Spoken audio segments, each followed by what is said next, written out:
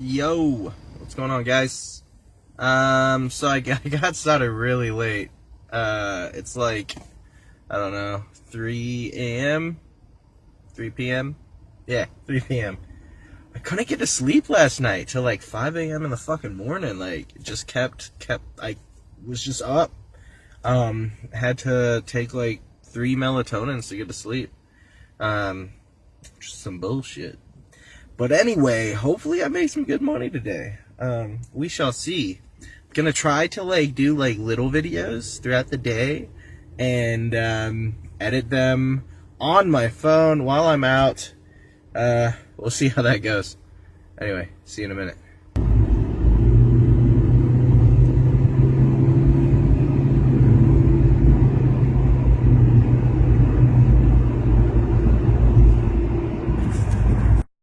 Yo.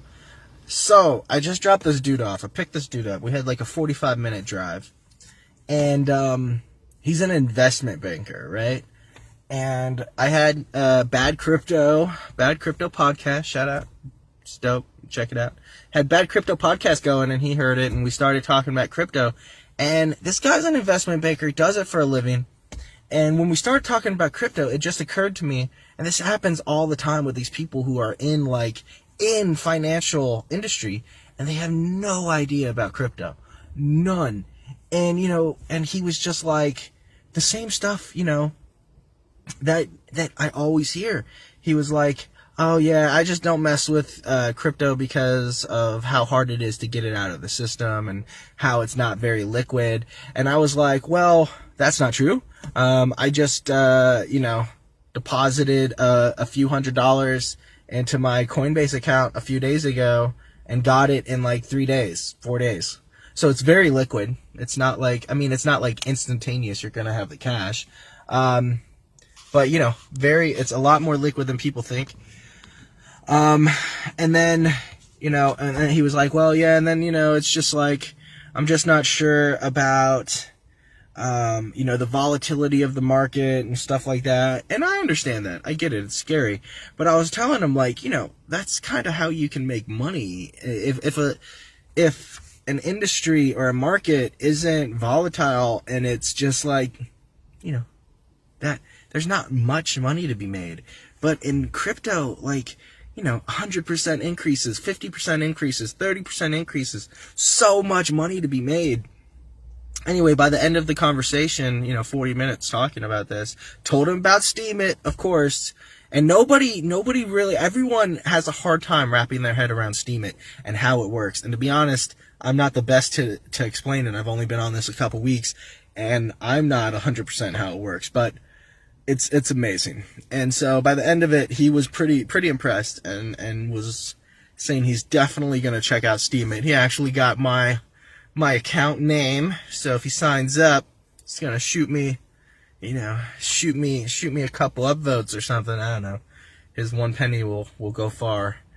But yeah, so just get out there and talk to people. It's so interesting to see how many people really don't know much about crypto. Anyway, I gotta keep driving. Gotta make that money.